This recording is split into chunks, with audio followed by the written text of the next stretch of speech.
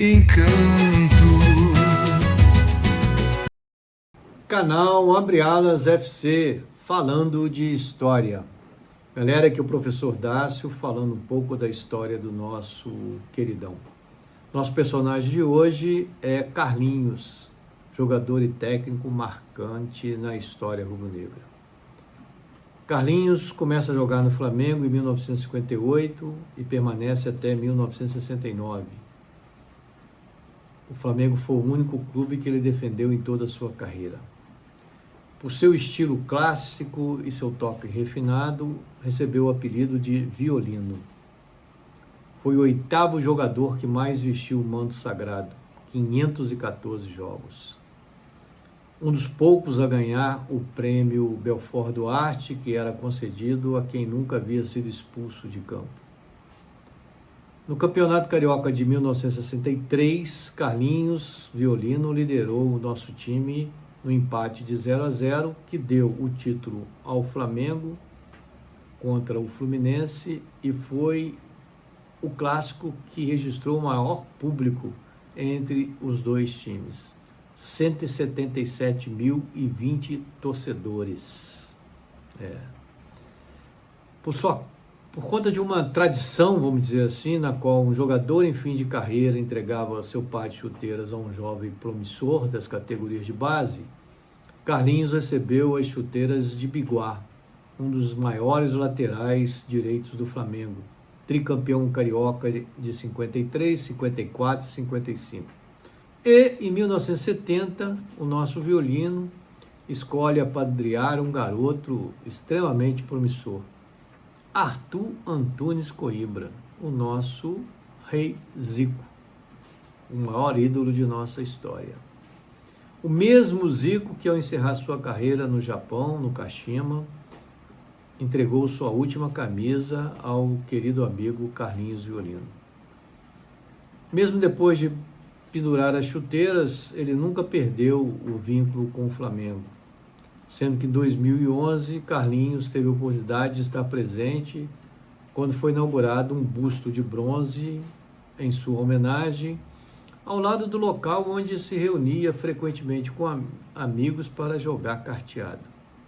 Tanto é que o local acabou sendo batizado de Praça Carlinhos Violino. Carlinhos recebe sua primeira oportunidade como treinador em 1983, substituindo no time principal Paulo César Carpegiani. E foram várias vezes em que o nosso ex-meia assumiu como interino, consolidando uma história de respeito, admiração entre dirigentes, torcedores e jogadores. Carlinhos tinha uma fala mansa, aquela imagem de boa praça, e raramente subia seu tom de voz, o que lhe rendeu passagens tranquilas, serenas, como treinador do Mengão em diversas oportunidades. Outra característica de Carlinhos foi lançar talentos. Podemos citar o nosso lateral esquerdo, Leonardo, em 87, e outros nomes como Djalminha, Nélio, Júnior Baiano, Marquinhos, Marcelinho Carioca, Paulo Nunes, entre tantos outros. Carlinhos Violino está marcado na nossa história como uma figura inesquecível, tanto como jogador como treinador. Como jogador, ganhou o Rio-São Paulo de 61 e o Carioca de 63 e 65. Como treinador, ganhou o Campeonato Brasileiro, 1987 e 1992, Copa Mercosul de 1999, os Cariocas de 1991, 1999 e 2000, a Taça Guanabara de 1988 e 1999 e a Taça Rio de 1991 e 2000. Mas sua história vai muito além de títulos conquistados, troféus levantados.